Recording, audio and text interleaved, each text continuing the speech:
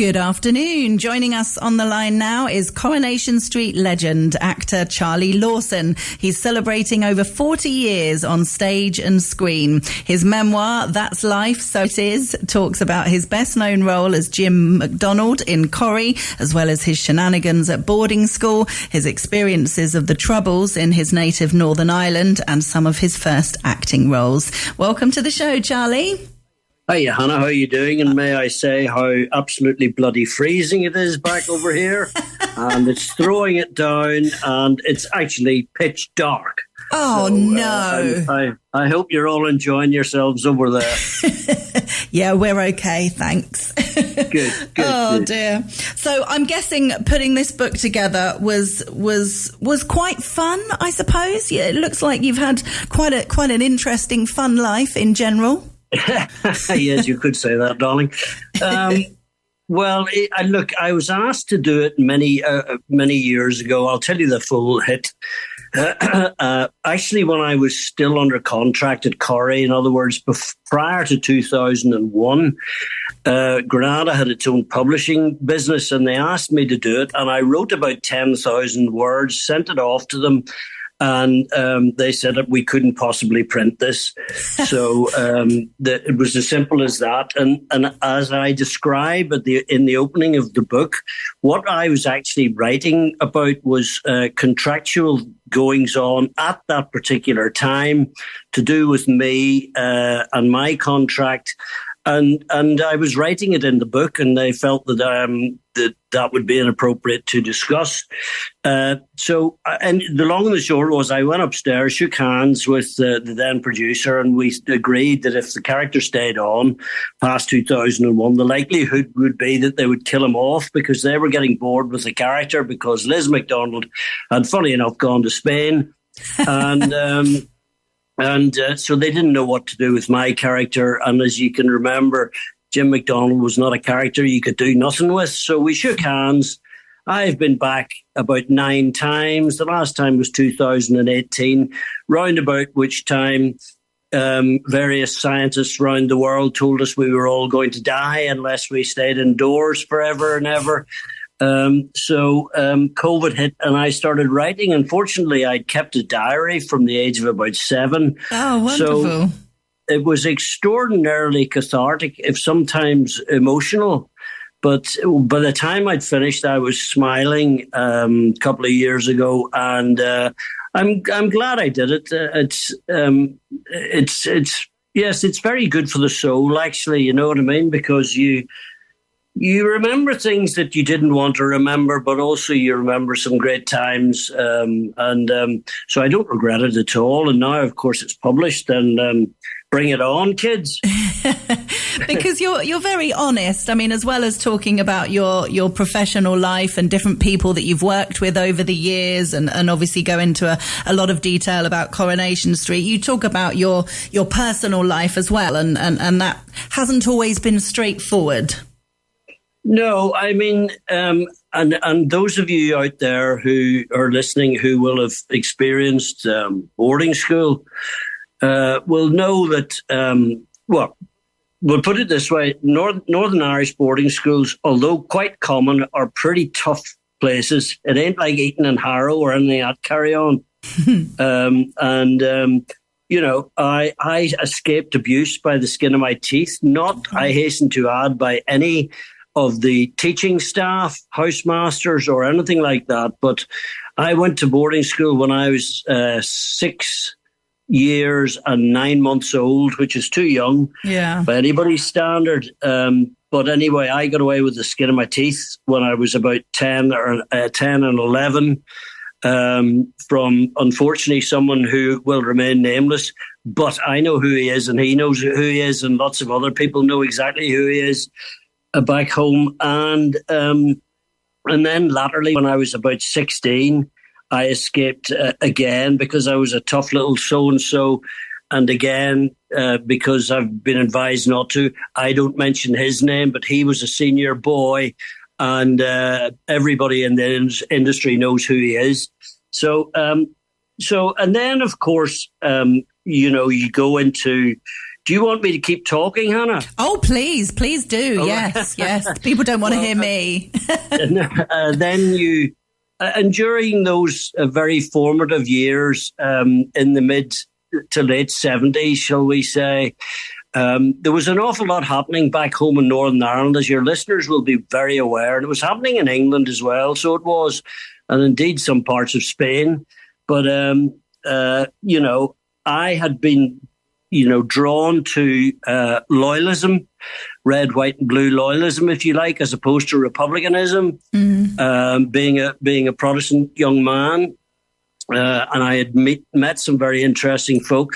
My mother in particular was very nervous and felt that I could go one of a couple of ways. And one of those ways would have been into the bosom of paramilitarism. So we, having had a holiday home in Scotland, she and my father decided the best thing to do would be to move there permanently. And of course, as luck would have it, I jumped into the fire from the frying pan and met. I mean, it's all in the book, folks. For God's sake, I can't go through it all because poor wee Hannah will have to go to sleep soon. But I became involved and the stories in there in the book, and these two friends of mine were arrested and charged with possession and conspiracy, and did 13 years.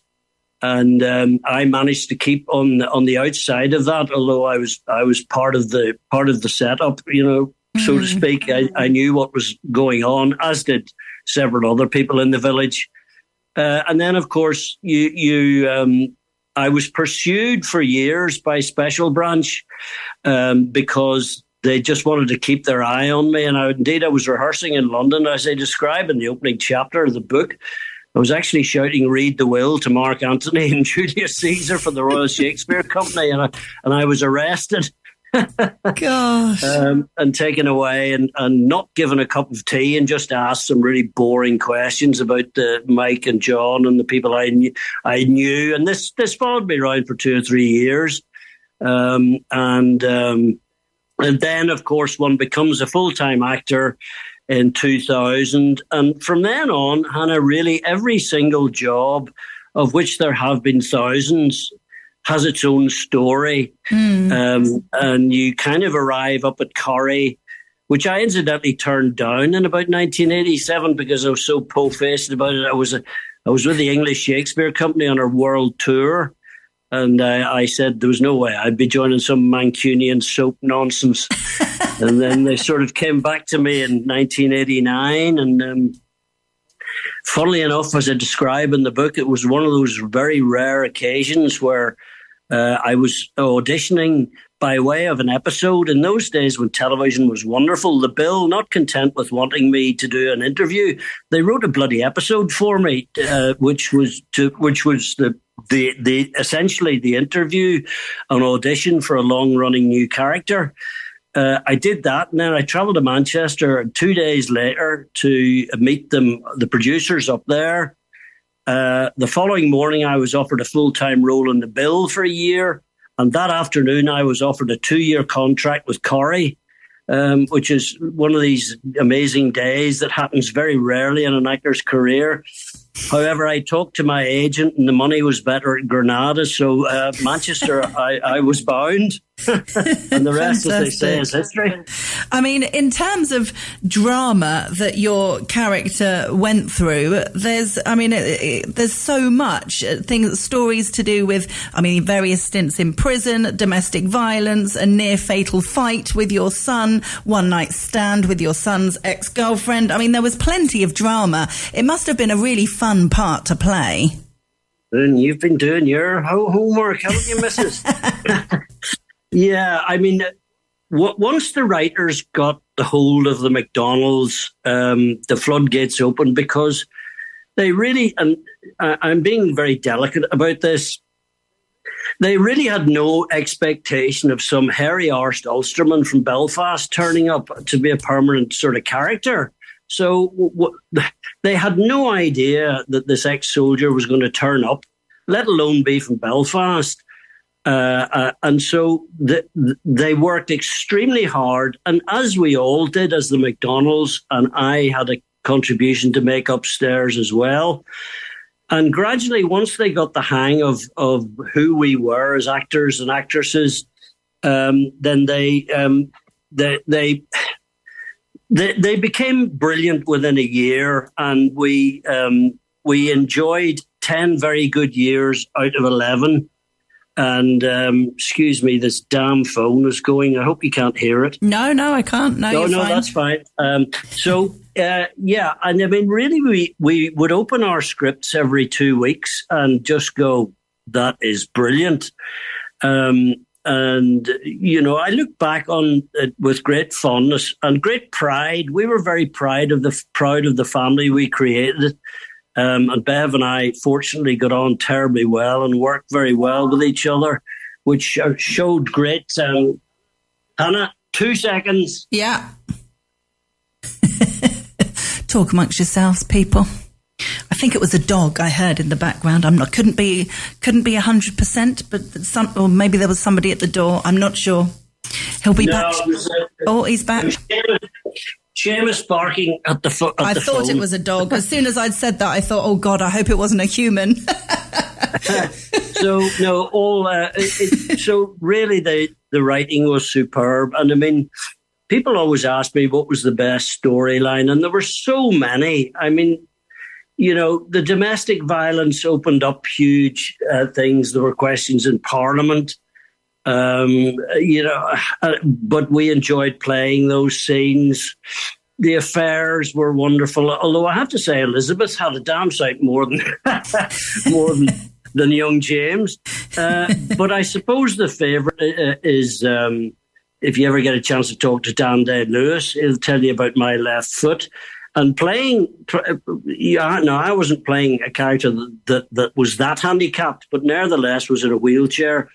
And there's nothing like being bitter and twisted and drunk in a wheelchair. It's, and the scripts are good. It was a joy. And of course, I had Elizabeth Bradley, who played Maud, who was also in a wheelchair. And we had some cracking scenes together. Yeah.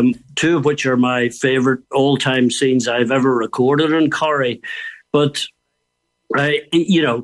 I was very lucky, and anybody who's been in a long-running drama serial will tell you, to get a 10-year stretch out of 11 that was pretty much very exciting every week is fairly rare.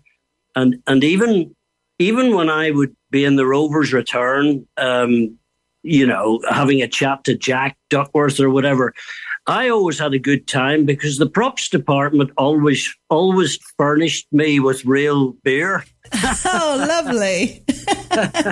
Just you or others?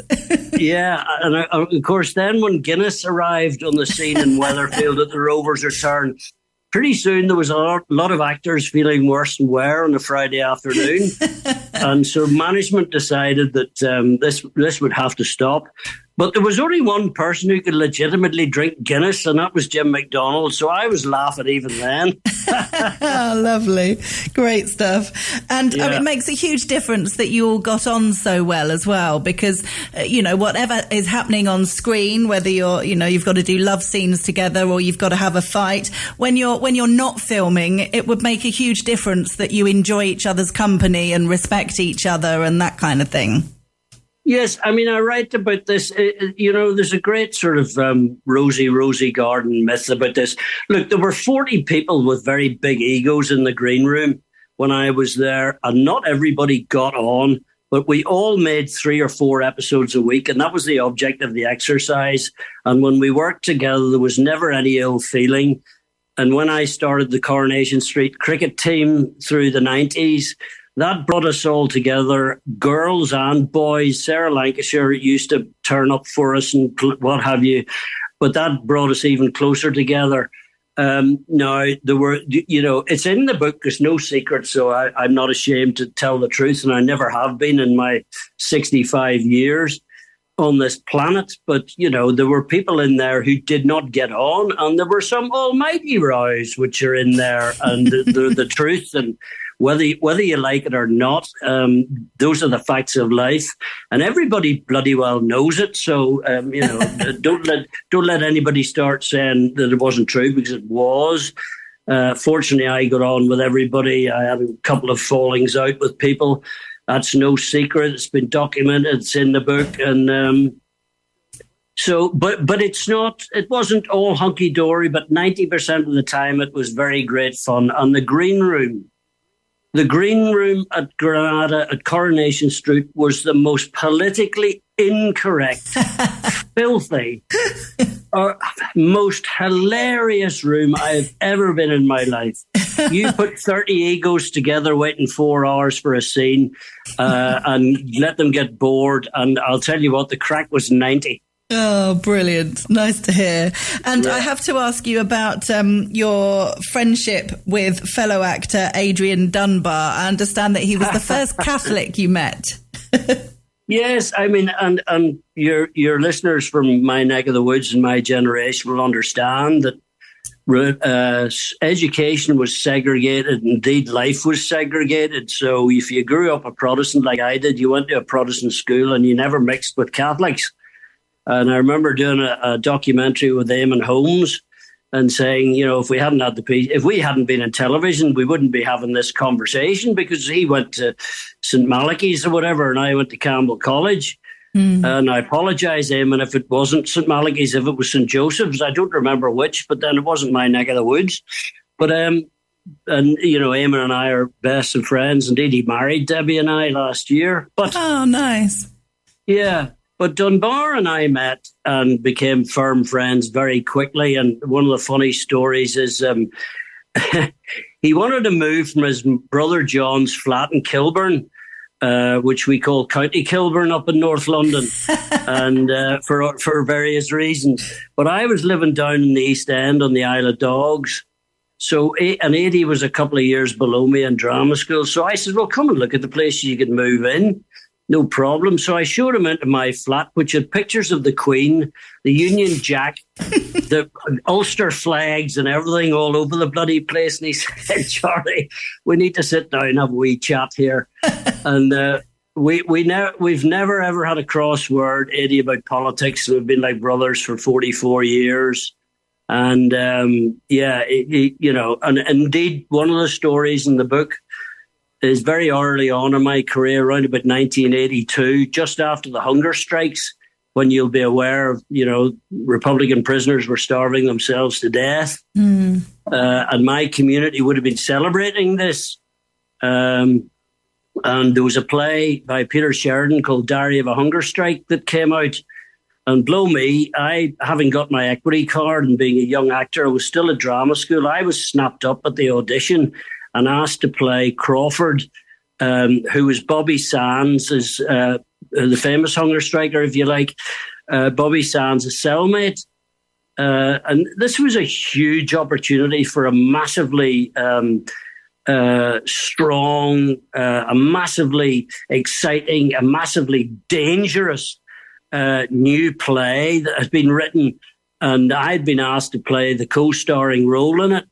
And I didn't know what to do, because I knew that my parents would be upset if I took the role on. Yeah. So who did I get in touch with? I said to Dunbar, I said, you and I need to go for a drink and have a long chat. And Eddie sat me down and we had a good chat about it. And he said, Charlie, if you want to be an actor, you've got to take on roles like this. You can't be picking and choosing. You're an actor. You're playing a part. And he said it would be the best thing if you did it. And so I did it. It was extremely difficult, apart from the fact that I was bollock naked for 2.5 hours, covered in SHI1T. But it was extremely difficult. People didn't speak to me from my hometown. Oh gosh, and all that. But it won awards and stood me in very great stead to take on. If you asked me to play anything now, I wouldn't think twice about it if I thought the script was good, because once you've done that job, and I've always thanked Eddie very, very much, because I suspect had I not known Eddie Dunbar in 1982, I would have said no. Amazing. Good advice from a good friend. Yeah.